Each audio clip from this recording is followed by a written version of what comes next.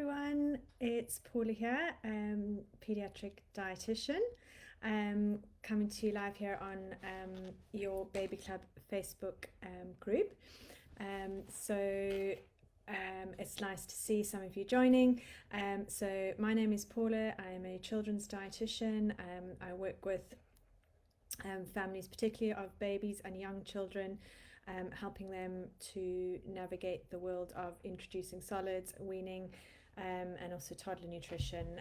So if you have any questions about introducing solids to your little one, about weaning, when to start, how to start, what foods to start with, or any problems that you're having, let me know and I'll be able to answer your questions.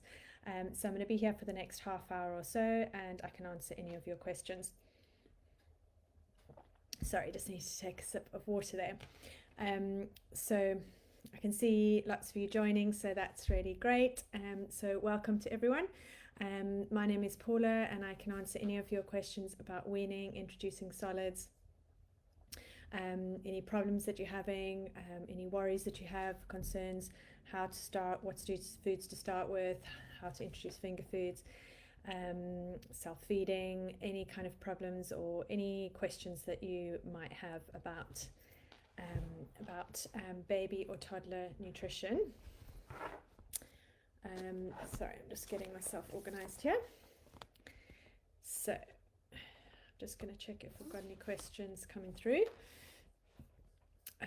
So I can see that lots of you are joining, so that is great. Let's just look down here if we've got any questions coming through. Okay. So I'll just spend 1 or 2 minutes telling you a little bit about myself. So as I said, my name is Paula. I have a freelance practice called Tiny Tots Nutrition. So you can find lots and lots of information that I talk about now. You can find lots of information on my Instagram and Facebook page. I've got lots of information about weaning. I've got some videos, I've got free downloads and pictures and all sorts of things like that. So have a look at it. I'm mostly on Instagram, so if you have any questions or anything, you can find me on Instagram at Tiny Tots Nutrition. Okay, so I can see we've got some questions coming through. So I'll get started. So my little girl has just turned 2 and is an extremely fussy eater. Ever since we started weaning, it has been a struggle, and I hoped she would get easier as we kept introducing more foods and being persistent with offering the same food. I can count on one hand how many things she will eat now, which include toast and fruit. Okay, sorry, I'm just trying to summarize this. She seems to be getting worse. I always try and give her as varied meals as possible. Try not to include snacks in between meals because she won't eat. Okay, so I'm just going back to, so your little one is 2 years of age. So first of all, just to say that it's very typical for this age group, from around 18 months to 2 years of age, is often a phase, a fussy eating phase that many children, at least 50% of children, depending on what research you read, go through this kind of phase. So I know that's not necessarily helpful, but just to let you know that you're not alone, and this is definitely a common problem. So there are a couple of reasons why children become sort of fussy at this kind of age. One of the reasons is that their growth slows down. So the first year of life, rapid growth. They triple their birth weight. The huge amounts of growth going on in those first 12 months. Of course, they're still growing after that in the toddler years, but the growth rate is much slower. So this means that their appetite is less. So a lot of the time that affects their eating. Another reason is they're starting to obviously become more independent. They want their autonomy, and they often start using food as a way of trying to sort of stamp their independence. So that can be another reason why children of this age start to become quite fussy with their foods. There's also something called neophobia, which means the fear of foods, and this is part of the sort of toddler development, that they start becoming a bit reluctant, a bit wary, a bit suspicious of foods, and that is a normal developmental phase that they go through. So it's good that you're continuing to offer foods.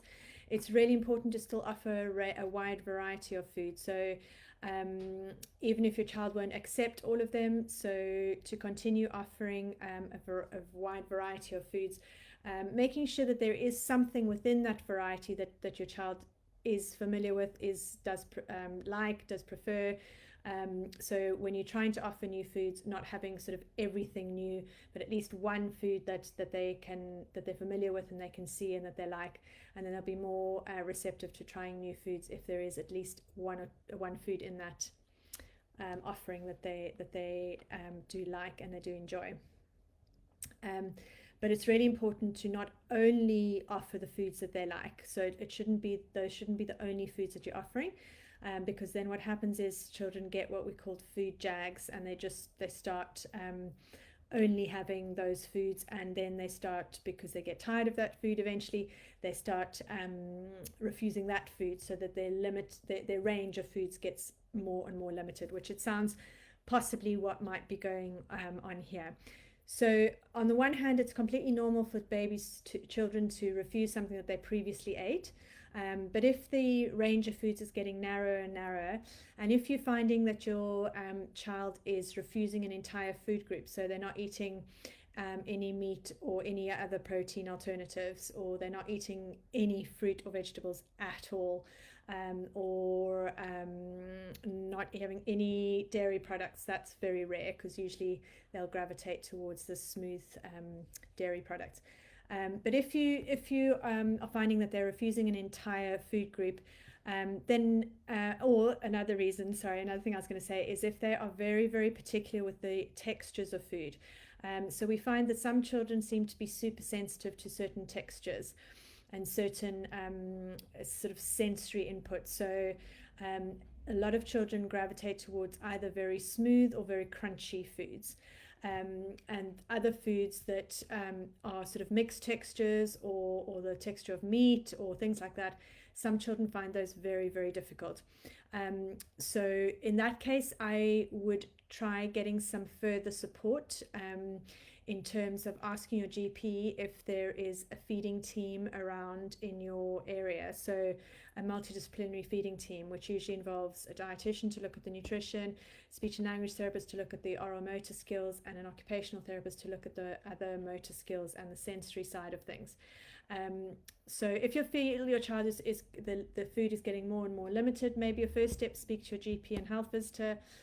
They might refer you to a dietitian, and then dietitian will be able to tell you if this is sort of what we call the sort of standard or kind of usual fussy eating, or if there's possibly something more than that going on, then you might need to get a feeding team involved. So I'm sorry, that was a really long answer, and I can't give really, really individual advice, but I hope that helps you.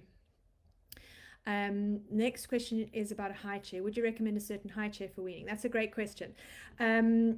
I don't recommend necessarily a specific brand, but there are a few things that I would tell you to look out for.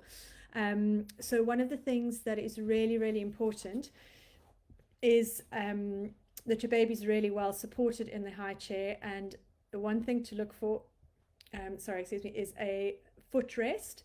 So we want your child to be sitting in what we call the 90-90-90. So they're sitting upright so that their back is supported.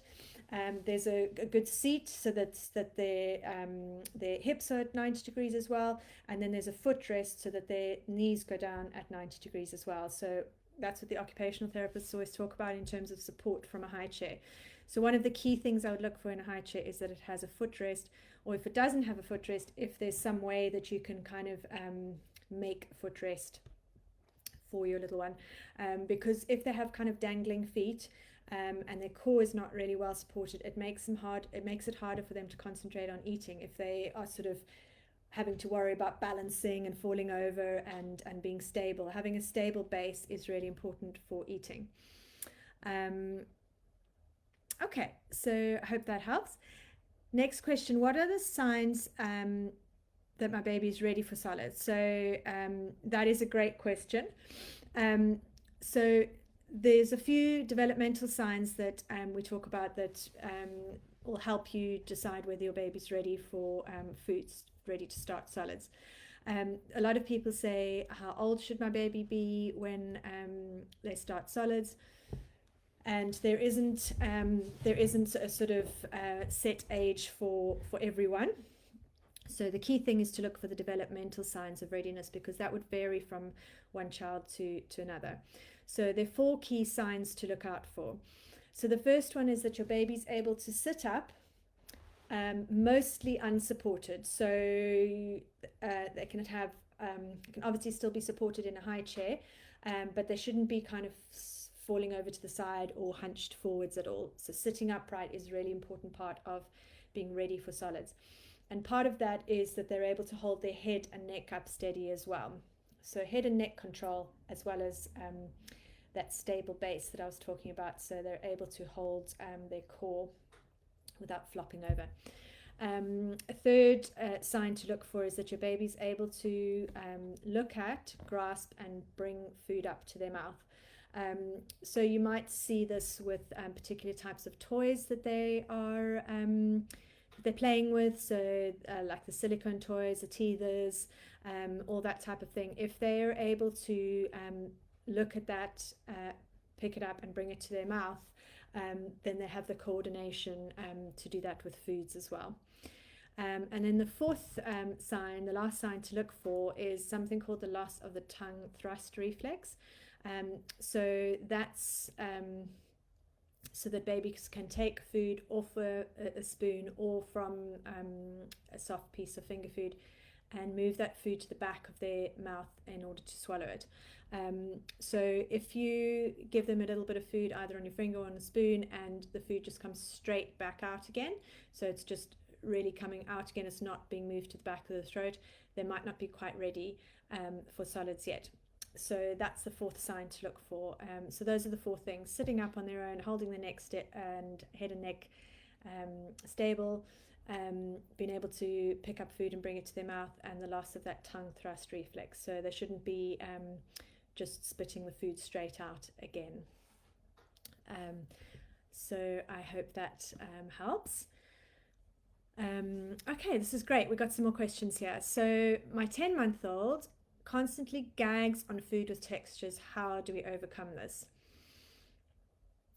Okay, so 10-month-old gagging. So firstly, to say that gagging is a normal part of weaning. So 10 months on, obviously you're a few months into the sort of weaning stage, but certainly in the beginning stages, it's very normal for babies to gag quite a bit as they get used to the feel and the texture of foods in their mouth. So we all have the gag reflex. So you know, when you drink or eat something and it goes down the wrong way, that's your gag reflex kicking in, and you sort of start coughing and get that piece of food or whatever it is, the liquid it might be, out of your mouth. But with babies, it's that gag reflex is a lot further forwards on their tongue, so it's more like sort of halfway on the tongue, not right at the back like with us. And so they can tend to gag on things much easier than us as adults, and also they haven't had the experience and exposure to lots of different textures yet. They're still learning those skills. So babies are not born knowing how to eat food and deal with different textures.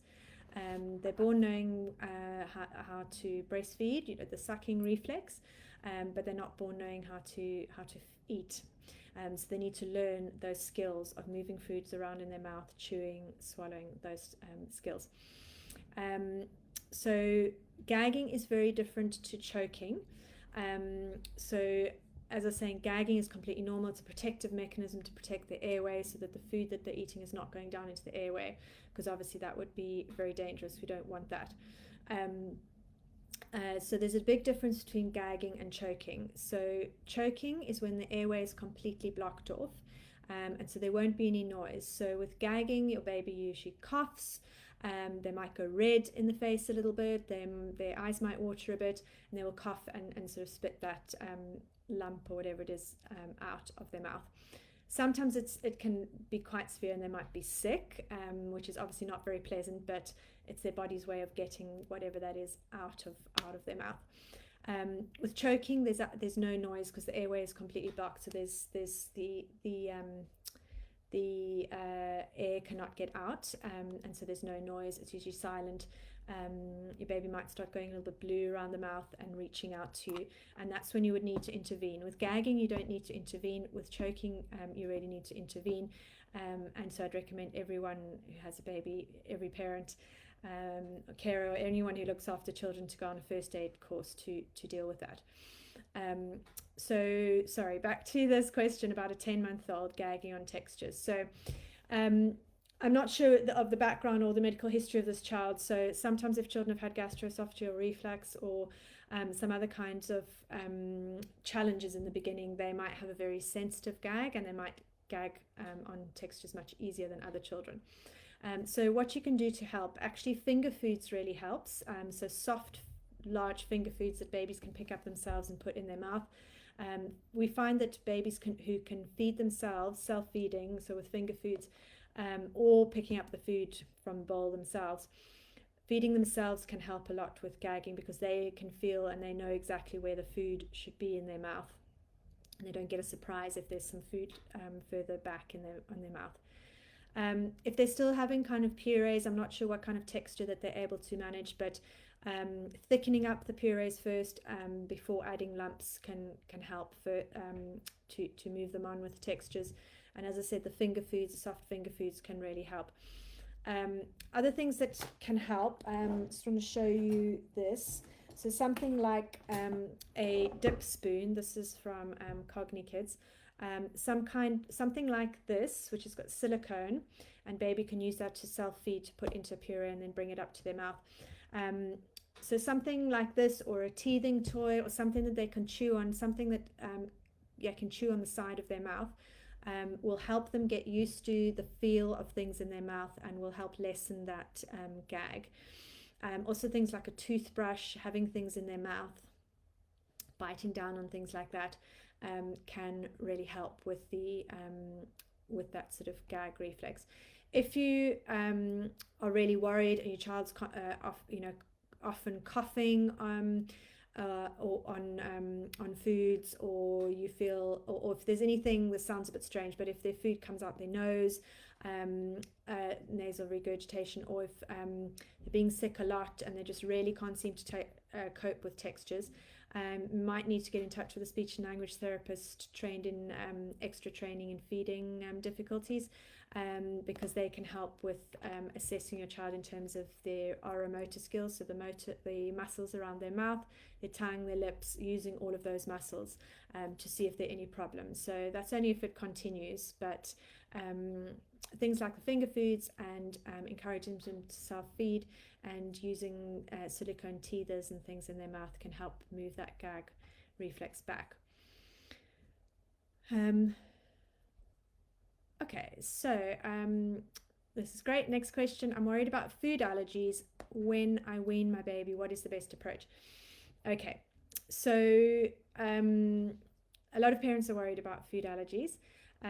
We know that food allergies have been increasing, but they're still fairly rare. So about 5% of babies might have a food allergy. So just remember that 95% won't have a food allergy. We also know that from a food allergy prevention point of view, that introducing the food allergens, which are, I'll tell you what they are in a second, introducing those early to your baby while you're introducing other foods, so while you're weaning from around 6 months, is much better to introduce them early and regularly to leaving them much later, because we know that from research that has been done in the last 10 years or so, that introducing your baby to allergens is a good idea and can help prevent allergies from developing later on. So the food allergens so they are the foods that are most likely to cause, any food can cause a food allergy in theory, but there are what we call the sort of top 8, big 8 foods that cause around 90 to 95% of all allergies in children. That's not to say that any of these foods are going to cause an allergy in your child. These are the food allergens that we encourage people to start giving to their babies when they're weaning, so between 6 and 12 months of age. So that's things like eggs, dairy, peanuts, obviously as peanut butter, smooth peanut butter, or ground nuts, not whole nuts, because obviously that's a choking hazard. So those are the sort of top 3 that we would advise introducing to your baby.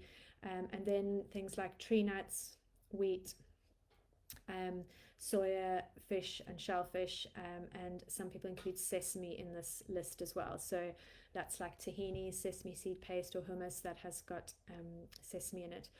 So I would recommend introducing these food allergens, and it's better to introduce them earlier rather than leave it later, because that can help prevent allergies later on.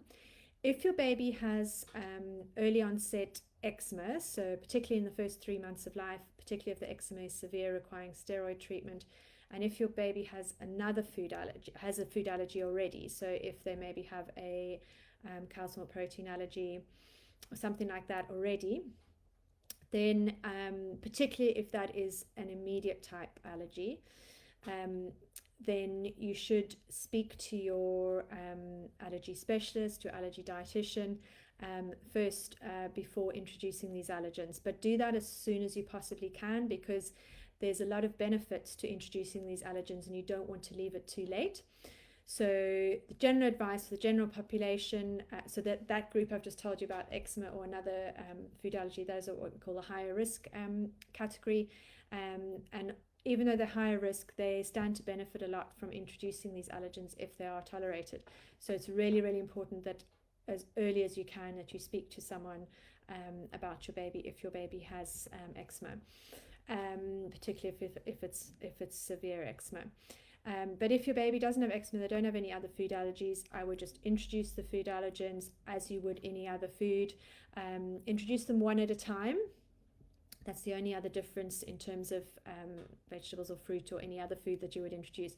You don't have to introduce every food one at a time, but the allergens, I would introduce those one at a time, but otherwise don't delay in introducing them.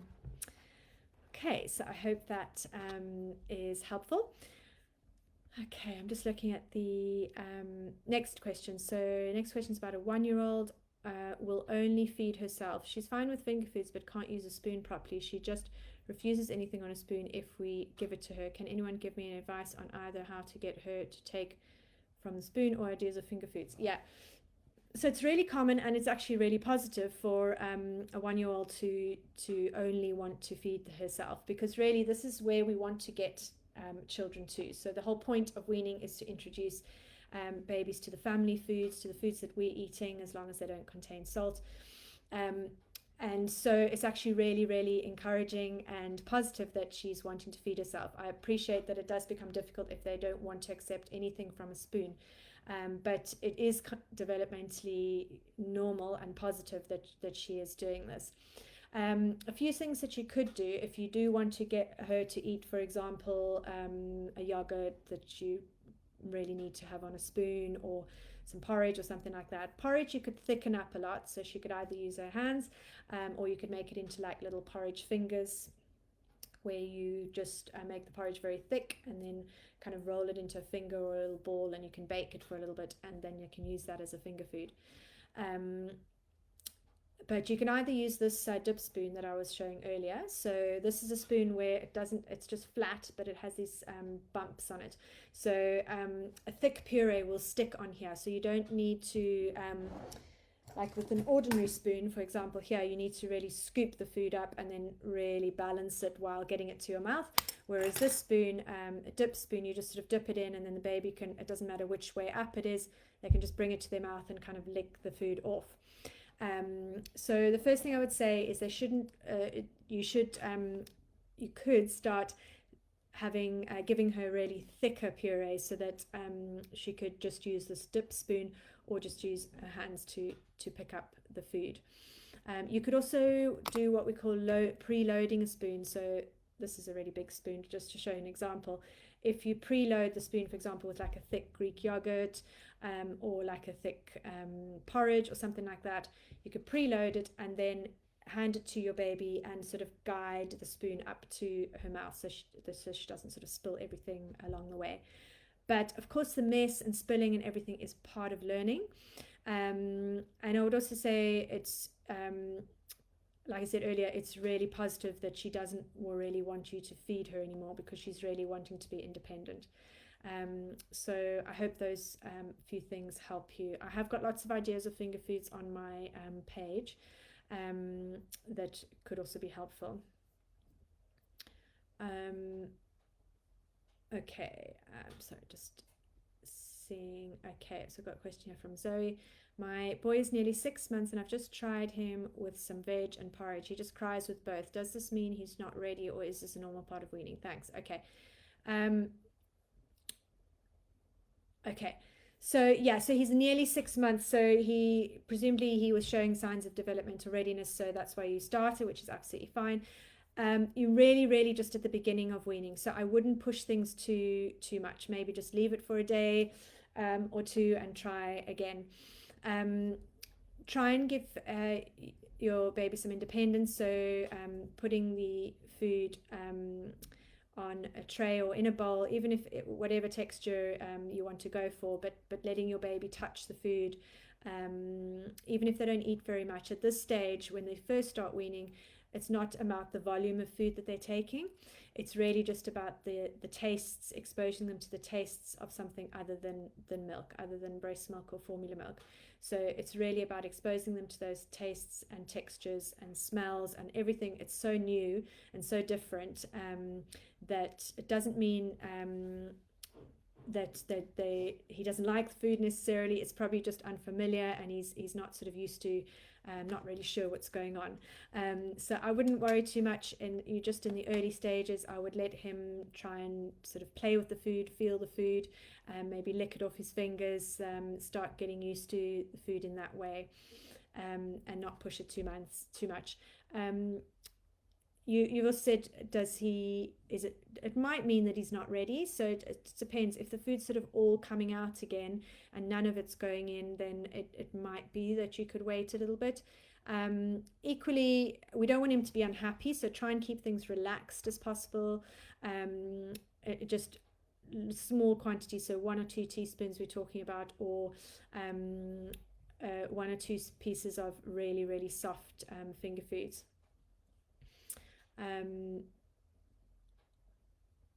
Okay, so someone's asking about when can I start weaning. 15 weeks. So 15 weeks would definitely be too early. I would not wean before 17 weeks of age. And go back and listen to I talked about the signs of developmental readiness. So it's really important to look for those signs and not just the age of your baby. So it's not a matter of, okay, when they get to 17 weeks, 20 weeks, 26 weeks, they're ready for solids. It's really to look for those signs of developmental readiness, that they're sitting up, they can hold their head up and neck up steady, that they can look at food, pick it up and bring it to their mouth, and the loss of that tongue thrust reflex, so they're not just spitting everything out again. Those are the signs to look for. Okay, just one last question and then I'm going to hop over to Instagram. So if I didn't get to answer any of your questions here, I'll be on the Your Baby Club Instagram page for the next half hour doing a live there. So last one is, my son is 2 but does not eat a proper meal. He has a good breakfast, but that's it. He refuses lunch and rarely has dinner. He has lots of fruit and snacks throughout the day because he is so hungry. He even refuses a simple sandwich. It makes me feel so bad. So you shouldn't feel bad. What I would suggest, the first thing I would suggest, it's great that he has a good breakfast. That's often the best meal of the day for toddlers because they wake up, they're hungry, they've hopefully had a good sleep, so they're not tired. So I would look for a few things I would look at. First thing I would look at is how much milk your little one is drinking. Sometimes at 2, sometimes some children really still love their milk and drink too much milk, which fills them up a lot. So age 2, they don't need very much milk. So the requirements for calcium are 350 milligrams a day, which if they're having 100 mils of milk plus a pot of yogurt plus a little bit of a small block of cheese, that will be enough calcium wise. So they don't really need to drink much milk. So that's the first thing I would check, that they're not drinking too much milk. The second thing, you mentioned that he has fruit and snacks throughout the day because he's so hungry. So the next thing I would do is make sure that it's having a meal and snack routine structure. Okay, so you shouldn't let your child graze on food throughout the day, because then they will not be eating their meals and they will just not learn those sort of hunger and fullness cues. So 3 meals and 2 snacks in a day for a 2-year-old would be appropriate. But what's important is that you spread those meals and snacks out through the day, so that every round about 2.5 to 3 hours they're having something to eat. So for example, if they have a wake up and have breakfast at say 7 o'clock, then by about 9:30, 10 they have a snack, then about 12:30 they have some lunch, then about 3 o'clock they have a snack, and then about 5:30 they're having their meals. Roughly, that's the kind of timing we're thinking, I'm talking about, and making sure that your little one comes to the table, or maybe a small table, but doesn't sort of walk around eating, that it's a sort of meal time or a snack time. It can only be 10 minutes or so to have that meal or snack, but and then between those times there's no food offered. So if they've had their snack at 10 o'clock, then there's no food until lunchtime, and you can explain that the kitchen's closed, but we'll be having a snack soon, or we'll be having our next meal soon, and then distract them and do some playing or something else. So really trying to have that meal and snack routine, because otherwise if they graze throughout the day on snacks, then they will not be interested in their meals. So I hope that is helpful. I'm going to hop across now to Instagram, and I'll see you there, or otherwise I'll see you next week. All right, bye.